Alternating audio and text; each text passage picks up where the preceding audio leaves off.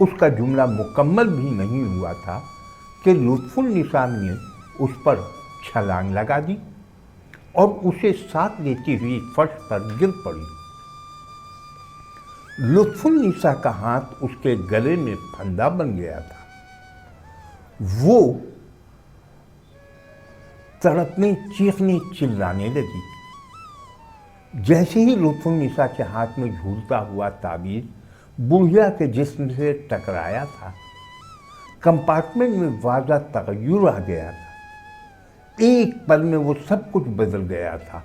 وہ خشک پتی کی طرح سلگ اٹھی تھی اور اب وہ موم بتی کی طرح جلتے سلگتے پگھلنے لگی تھی۔ ہمارے درمیان کا جو فرش غائب ہوا تھا وہ بھی پھر سے اپنی جگہ پر آ گیا تھا۔ میں نے ڈرتے ڈرتے داہنا پیر آگے بڑھایا اور فرش پر دباؤ ڈال کر دیکھا۔ فرش مضبوط تھا۔ میں نے ایک قدم پھر دوسرا آگے بڑھایا اور جلدی سے اس خطے کو پار کر دیا۔ اتنی دیر میں وہ بڑھیا جل کر راکھ بن چکی تھی۔ اب اس کی جگہ راکھ کا ڈھیر تھا جسے ہوا بکھیر رہی تھی۔ لطفالنساء پر سختہ سا طاری ہو چکا تھا۔ وہ بھی پتھر کی بت بنی کھڑی ایک تک اس ڈھونگی کو تکے جا رہی تھی۔ اس کی جگہ کوئی بھی ہوتا وہ ایسے مناظر کو دیکھتے ہی اس کا بھی یہی حال ہوتا۔ یہ اسے کیا ہو گیا؟ یہ بڑھیا خود بخود جل کر راکھ کیسے ہو گئی؟ اب میرا کیا ہوگا؟ میں تو قاتل بن چکی ہوں۔ ایک زندہ انسان کو جلا کر خاک کر دیا۔ لطفالنساء نے خوف سے کانپتی آواز میں کہا۔ وہ کمبخت اپنے انجام کو پہنچ چکی ہے۔ میں نے مسکرا کر کہا، آج تم نے بہت بڑا کارنامہ انجام دیا ہے۔ مجھے موت کے جبڑے سے کھینچ لائی ہو۔ مجھے تو اپنی موت صاف نظر آنے لگی تھی۔ میں نے اس کے لہجے میں حیرت تھی۔ ہاں تمہیں نے تو اسے تعویذ سے مارا۔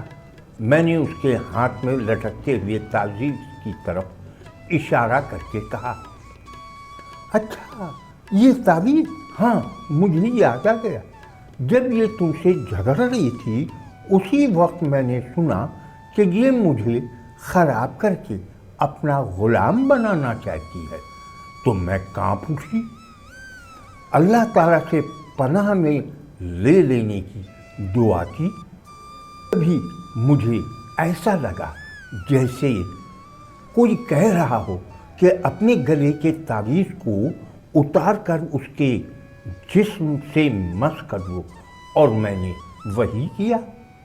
لطفالنساء نے ٹھہر ٹھہر کر جواب دیا۔ اس کے تنفس کی رفتار بہت تیز تھی۔ شاید وہ بہت زیادہ ڈر گئی تھی۔ اتنی دیر میں سرود بھی اٹھ کر آ گئی۔ یقیناً اس پر سے بھی سحر ٹوٹ گیا تھا۔ وہ حیران کن نظروں سے ہم دونوں کو دیکھ رہی تھی۔ اسے کوئی بھی پتہ نہیں تھا کہ اتنی دیر میں کیا سے کیا ہو گیا۔ ہمیں یوں راکھ کے چھوٹے سے ڈھیر کے سامنے کھڑا دیکھ اس نے پوچھا، کیا دیکھ رہی ہیں آپ دونوں؟ پھر اس نے لطفالنساء سے کہا، یہ تم نے حرز ابو دجانہ کیوں اتار دیا؟ یاد ہے پیر صاحب نے منع کیا تھا کہ اسے کبھی بھی گلے سے مت اتارنا۔ تعویذ کا نام سنتے ہی میں نے جان لیا کہ وہ عفریت ایک پل میں ڈھیر کیوں ہو گئی۔ حرز ابو دجانہ کے فوائد سے میں آگاہ تھی۔ اس کے بارے میں کہا جاتا ہے کہ حضور اکرم صلی اللہ علیہ وسلم کہ ایک صحابی حضرت ابو دجانہ کو ایک شریر جن بہت زیادہ پریشان کرتا تھا۔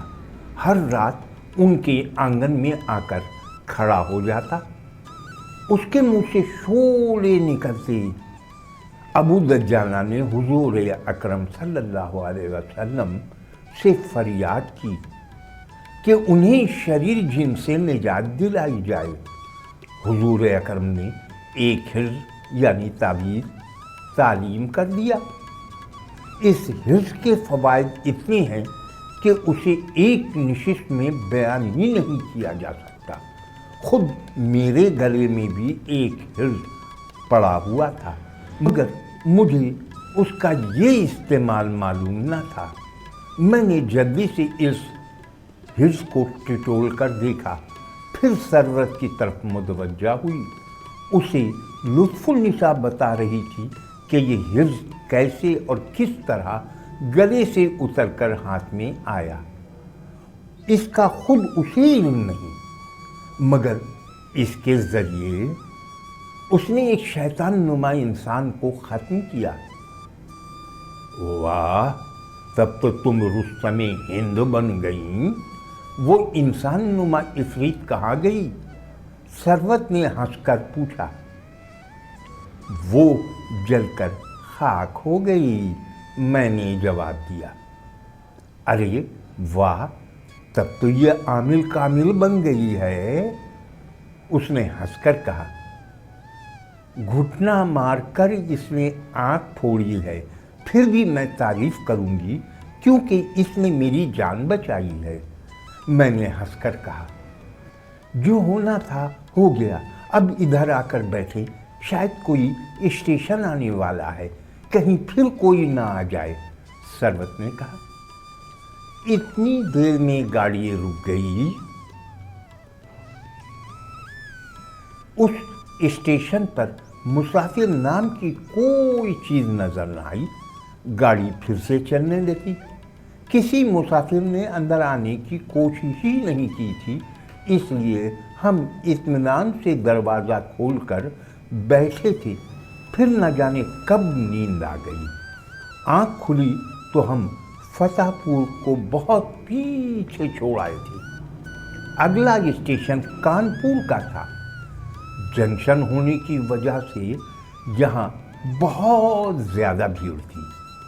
اس شہر کے متعلق سن رکھا تھا کہ یہ صنعتی شہر ہے، یہاں کپڑوں کی ملیں ہیں اور چمڑے کی تجارت ہوتی ہے، اور یہاں مسلمانوں کی تعداد ہندوؤں کے برابر نہ صحیح لیکن بہت زیادہ کم بھی نہیں تھی، تقریباً 6 آنے 10 آنے کا تناسب تھا۔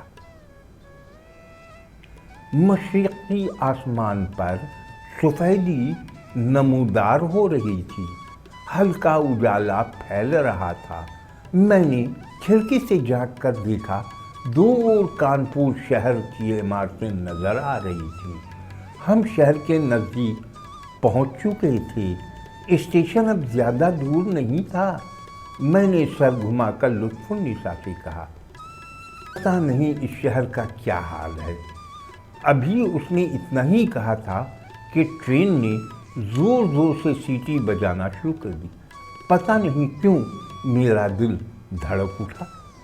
میری چھٹی ہست بڑی تیز ہے، خطرے کا احساس بہت پہلے ہو جاتا ہے۔ اس وقت بھی مجھے ایسا لگنے لگا جیسے کوئی حادثہ رونما ہونے والا ہے۔ میں کھڑکی سے باہر جھانکنے لگی۔ سیٹی دیتی ہوئی ریل رک گئی۔ میں نے کھڑکی کھول کر سر باہر نکالا، تبھی ایسا لگا کہ ریل کی پٹریوں کے اطراف میں پھیلے کھیتوں نے انسان نما درندے اگلنا شروع کر دیا ہے۔ تلوار، برچھے، بھالے، بلم اور گنڈاسوں سے لیس وہ درندے ہر ہر مہادیو اور جے بجرنگ بلی کے نعرے لگاتے ہوئے ریل پر پل پڑے تھے۔ چیخ پکار سے کان پڑی آواز سنائی نہ دیتی تھی۔ تمام لڑکیوں کے چہرے بھی زرد ہو گئے تھے۔ میں نے جلدی سے کھڑکی بند کر دی۔ اب کیا ہوگا؟ لطف النساء نے لڑکتی ہوئی آواز میں پوچھا۔ دعا کرو، دعا ایسا تیر ہے جو کبھی خالی نہیں جاتا۔ میں نے دعائے حفظ و امان کا ورد کرتے ہوئے کہا اگر کوئی دعا یاد نہیں آ رہی ہے تو اس میں باری تعالیٰ کا ورد کرو یا حفیظوں کا ورد کرو، اللہ تعالیٰ حفاظت کرے گا۔ یقیناً اس علاقے میں ہندو مسلمان فساد ہوا ہے، تبھی ہندوؤں نے گاڑی پر حملہ کر دیا ہے۔ یہ کوئی نئی بات نہ تھی، ذرا سی بات پر ہندو مسلم فساد ہوتے رہتے تھے اور مسلمان مرتے رہتے تھے۔ اسی وجہ سے تو مسلم لیگ نے پاکستان کی مانگ کی تھی تاکہ مسلمان امن و آشتی سے رہ سکے۔ یہ روز کے فسادات سے نجات مل جائے گی۔ کسی مسلمان سے کسی ہندوؤں کی منہ ماری ہوئی ہوگی اور اب اس کا بدلہ وہ لوگ سینکڑوں مسلمانوں کو مار کر لیں گے، کچھ ہی دیر میں اس ڈبے میں بھی چلائیں گے۔ اسی خوف سے وہ دونوں بھی زیر لب دعائیں پڑھنے لگی۔ میں خود بھی پریشان ہو گئی تھی۔ میری صرف ایک ہی دعا تھی کہ بلوائی اس ڈبے کا رخ نہ کرے۔ کہانی ابھی جاری ہے، بقیہ واقعات اگلی ویڈیو میں ملاحظہ کریں۔